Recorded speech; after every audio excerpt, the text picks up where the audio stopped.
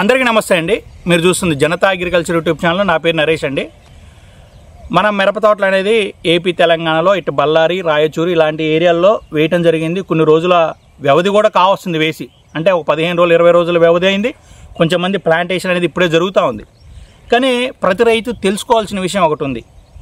మన మిరప తోటలో వైరస్ అనేది ఎందుకు వస్తుంది? అసలు వైరస్ రావడానికి గల కారణం ఏంటి? అసలు వైరస్కి రావడంతో పాటు రైతు అనేది ఎందుకు భయపడుతున్నాడు? అసలు ఇంకా వైరస్ రాగానే నా పొలం అయిపోయిందని ఎందుకు అలా బాధపడాల్సి వస్తుంది? ఇవన్నీ తెలుసుకునేది ముందు ఖచ్చితంగా లైక్ చేయండి, సబ్స్క్రైబ్ చేయండి. కొత్తగా చూసే రైతులు ఎవరన్నా సబ్స్క్రైబ్ చేసుకోండి. తోటి రైతు మిత్రులు కూడా ఎక్కువగా షేర్ చేయండి. అసలు మిరప మొక్కలలో వైరస్ రావడానికి గల కారణాలు ఏంటి? అసలు వైరస్ ఎందుకు వస్తుందంటే మన భూమిలో ఉన్న ప్రాబ్లంని బట్టే వస్తుంది. కొన్ని మనం చేసే చిన్న తప్పుల వల్ల కూడా రావస్తుంది. ఎందుకంటే వేరు వ్యవస్థ సరిగా పెంచలేకపోవడం వల్ల ఖచ్చితంగా నేను బొబ్బర వస్తుందని నేను అనుకుంటున్నాను. చాలామంది రైతులు నేను అదే చెప్తున్నాను. 90% నేను అనుకునేది సరైన వేరు వ్యవస్థ అనేది పీచు వేరు వ్యవస్థ లేకపోవటం వల్లే మనకి బొబ్బర వస్తూ ఉంటుంది. భూమిలో చాలా పోషకాలు ఉంటాయి. భూమిలో పోషకాలతో పాటు మన పోషకాలు కూడా చెట్టుకు అందించలేకపోతున్నాం. భూమిలో ఉన్న పోషకాలు చెట్టుకి ఇవ్వలేకపోతున్నాం.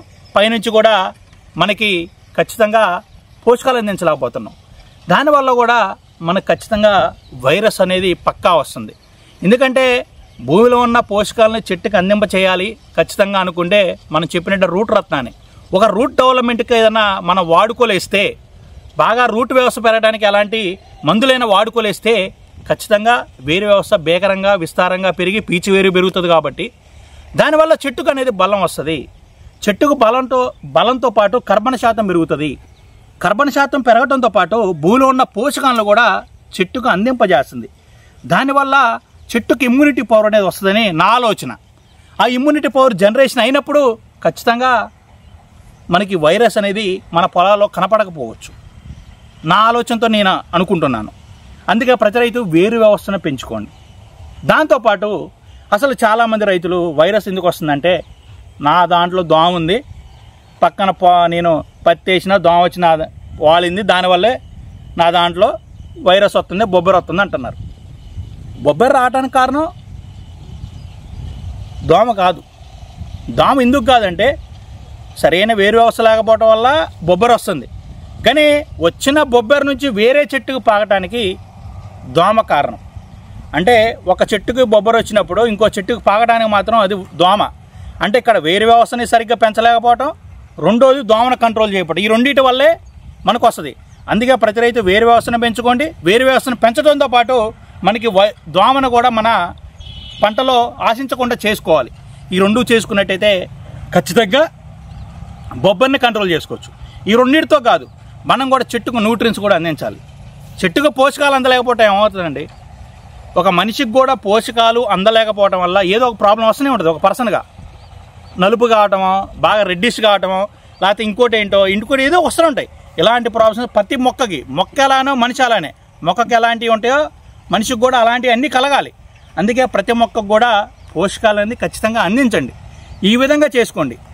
మేము లాస్ట్ ఇయర్ చెప్పినట్టుగా ఖచ్చితంగా ఈ ఇయర్ నేను చెప్పేది ఏంటంటే, సరైన వేరు వ్యవస్థ పెంచాలంటే రూట్ రత్నాన్ని వాడుకోండి.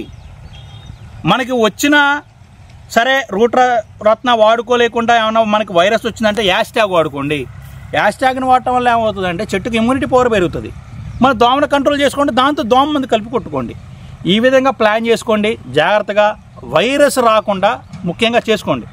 దాని తర్వాత అసలు ఈ వైరస్, వేరుకుళ్ళుడు, బ్లాక్ థ్రిప్స్ ఈ మూడే మనకు కారణం. నేను ఇవాళ వైరస్ గురించి చెప్పా. నెక్స్ట్ ఒక 2 వీడియోస్లో వేరుకుళ్ళుడికి ఏం చేయాలి, అసలు బ్లాక్ థ్రిప్స్ వచ్చినప్పుడు బ్లాక్ థ్రిప్స్కి మందులు ఏమంటున్నాం కదా, మనం ఏం చేయాలనేది మీకు నెక్స్ట్ 2 వీడియోలో 3 and 4 వీడియోలో మీకు ఖచ్చితంగా అది కూడా ఎక్స్ప్లెయిన్ చేస్తా.